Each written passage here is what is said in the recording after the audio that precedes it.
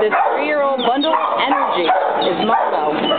He is very focused, so an experienced owner would be best, kids over 12, because he needs somebody who's going to take the time, to let him see how being a good dog can be a positive thing. He is affectionate, takes a little crabby, but he's pretty careful on the fingers.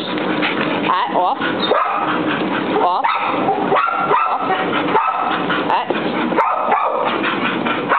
He already figured out where I keep my treats, and he keeps trying to get them. He goes with the treats. Got a little scoring there, but he's fixed.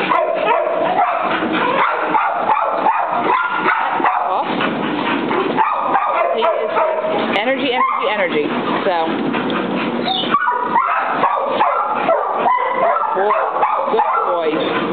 So come visit Mondo. He is going to be a fantabulous dog. Just a little bit of training in a home situation. Off. Hat. Hat. Right here. Hat. Sit. Sit. Get your hiney up there first. Okay, now sit. Get your hiney. There you go. Sit.